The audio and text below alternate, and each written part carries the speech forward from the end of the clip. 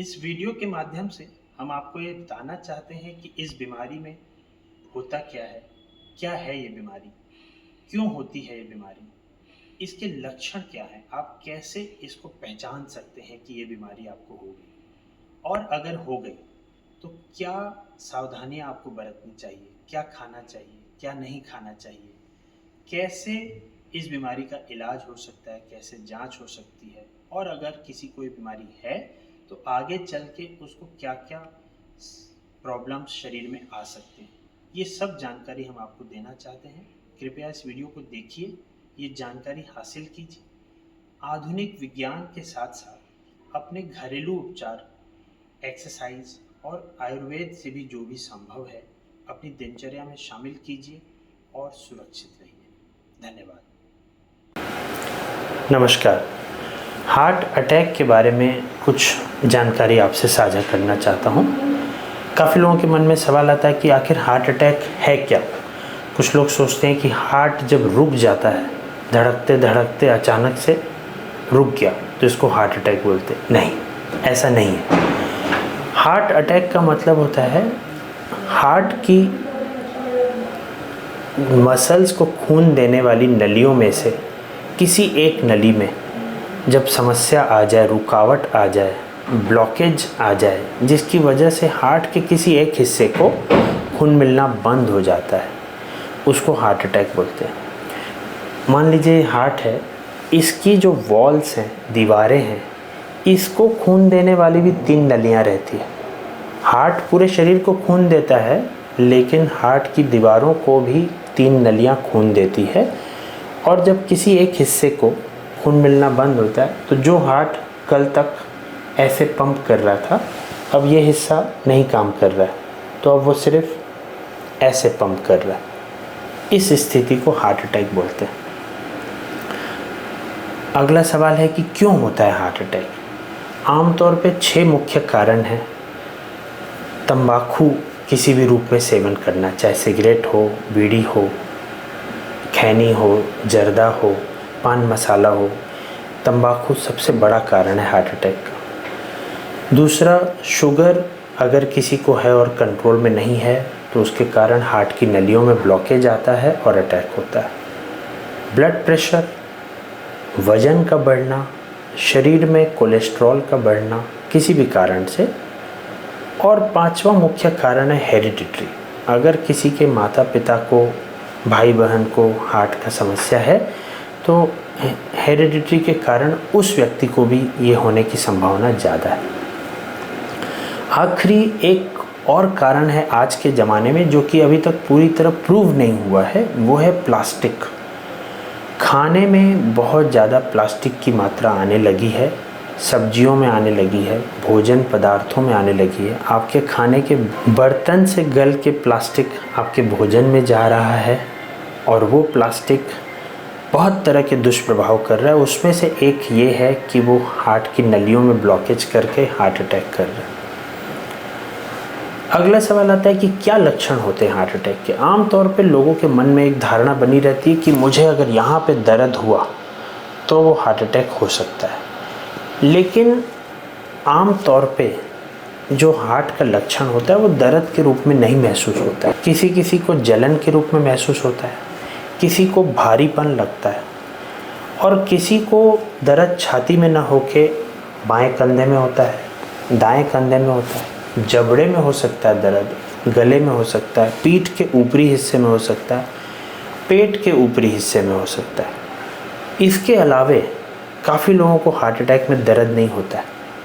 किसी को सिर्फ सांस फूलने का लक्षण आता है, किसी को सिर्फ पसीना आता है, बिना कारण पसीना, किसी को सिर्फ थकान लगता है, किसी को सिर्फ वॉमिटिंग होता है, किसी को सिर्फ चक्कर आता है। तो हार्ट अटैक के इनमें से कोई भी एक लक्षण हो सकते हैं, ज़रूरी नहीं कि दर्द ही होगा। दूसरी बात, ये सब लक्षण अगर धीरे धीरे आएँ, जैसे महीनों सालों में आदमी को चलने फिरने में थकान लगने लगे, तो इसका मतलब ब्लॉकेज जो है वो धीरे धीरे बढ़ रहा है। तो इसका जांच समय पे हो जाने से हम लोग उसका जो भी निदान के उपाय हैं वो ले सकते हैं। अगला सवाल आता है कि अगर ऐसा किसी को आ जाता है तो क्या करना चाहिए। सबसे पहली बात, आप अपने हाथों में कोई चीज़ ना उठाएं, नियरेस्ट जो भी आपके पास डॉक्टर या क्लिनिक अवेलेबल है वहाँ जाइए। हो सके तो एक ईसीजी कराइए अगर वहाँ संभव है। ईसीजी सबसे इम्पॉर्टेंट टेस्ट है।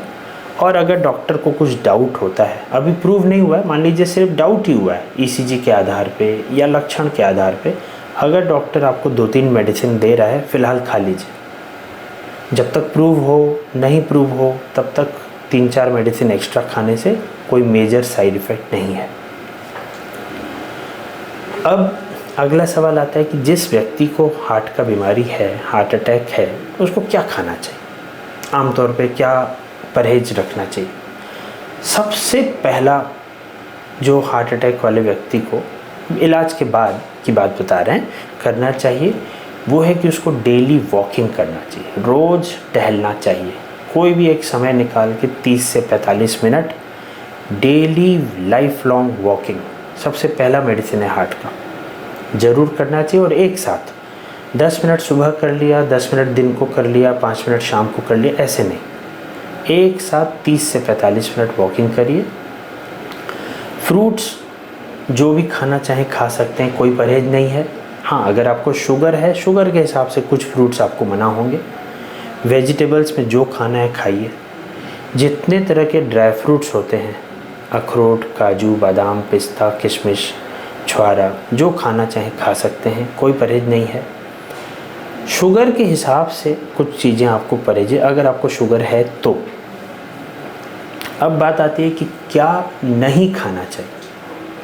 तो हार्ट अटैक के पेशेंट को सबसे पहले रेड मीट अवॉइड करना चाहिए। रेड मीट का मतलब होता है जितने भी चौपाए जानवर के मीट हैं, मतलब बकरी का मांस, सूअर का मांस, गाय का मांस, हिरन का मांस, किसी भी चौपाए जानवर का मांस, ये सब रेड मीट है, इसको नहीं खाना चाहिए। हार्ट अटैक के पेशेंट को तो बिल्कुल नहीं खाना चाहिए। Deep fried item, samosa, pakora, chips, तला हुआ आइटम कम खाना चाहिए। 10 दिन में एक बार खा सकते हैं आप, इन जनरल नहीं खाइए। नमक कम रखिए। नमक कम से मतलब है कि दाल, चावल, सब्जी में जो हल्का फुल्का टेस्ट के लिए नमक है वो चलेगा, ऊपर से नमक आप मत डालिए। और जो ज़्यादा नमकीन चीज़ें हैं जैसे अचार, पापड़, समोसा, चिप्स, पानी पूरी, सेव पूरी, भेलपूरी, दही पूरी, मिक्सचर्स, सॉल्टेड ड्राई फ्रूट्स, ये सब नहीं खाना है आपको। एक्स्ट्रा सॉल्ट किसी भी रूप में नहीं लेना है।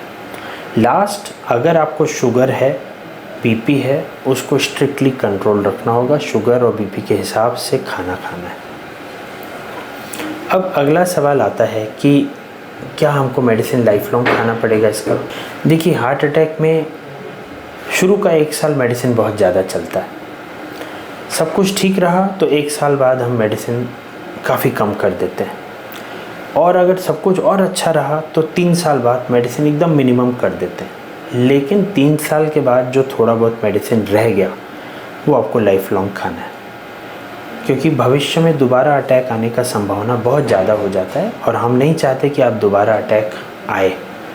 क्योंकि अटैक आने के बाद 20% लोग हॉस्पिटल पहुंच नहीं पाते, 10% लोग हॉस्पिटल पहुंचने के बाद भी घर नहीं जा पाते। तो आपको अटैक आ गया अगली बार और अगली बार भी सब आसानी से हो जाएगा, इसका कोई गारंटी नहीं है। इसलिए हम नेक्स्ट अटैक किसी भी हालत में प्रिवेंट करना चाहते हैं। फिर आदमी को एक सवाल आता है कि चेकअप कब कराना चाहिए। मिनिमम 6 महीने में एक बार आपको हार्ट के डॉक्टर से मिलते रहना चाहिए, और साल में एक बार आपका हार्ट का फुल चेकअप होना चाहिए। अगर सब कुछ नॉर्मल है तो, कोई प्रॉब्लम हुआ तो हम बीच में भी टेस्ट कर सकते हैं। सब नॉर्मल रहा तो साल में एक बार टेस्ट करना चाहिए। लास्ट में एक सवाल काफ़ी लोगों के मन में आता है कि क्या हार्ट अटैक के सभी पेशेंट्स को एंजियोग्राफी, एंजियोप्लास्टी की ज़रूरत है। देखिए, हार्ट अटैक अगर आ गया है, अटैक मतलब कि ब्लॉकेज इतना आगे बढ़ गया है कि नस में ब्लड सप्लाई रुक रही है, तो इसको जब इतना ब्लॉकेज बढ़ गया है कि 90%, 95% ब्लॉकेज हो गया हो, वो मेडिसिन से नहीं ठीक होने वाला है। उसको खोलने का एक ही तरीका है, वो है या तो एंजियोप्लास्टी या बाईपास। तो एंजियोग्राफी तो ज़रूरी है, और अगर ब्लॉकेज 90% या उससे ऊपर है तो एंजियोप्लास्टी करके उसको खोलने की भी ज़रूरत है। हाँ, बहुत कम लोग होते हैं जिनका हार्ट अटैक के बावजूद ब्लॉकेज 90% से नीचे है, 70% से भी नीचे है। ऐसे लोगों को हम मेडिसिन पे छोड़ देते हैं, उनको स्टेंट की ज़रूरत नहीं होती है। धन्यवाद। अगर इस वीडियो में दी हुई जानकारी आपको अच्छी लगी है तो इसे लाइक करिए, शेयर करिए, हमारे चैनल को सब्सक्राइब करिए। बहुत सारी जानकारियाँ हमारे फेसबुक पेज, इंस्टाग्राम पेज पे भी उपलब्ध हैं, वहाँ पे भी आप इनको देख सकते हैं, सुन सकते हैं, शेयर कर सकते हैं। हम लोग चाहते हैं कि आप जानकारी के माध्यम से अपने आप को सुरक्षित रखिए। जानकार बनिए, स्वस्थ रहिए। जय हिंद, जय भारत।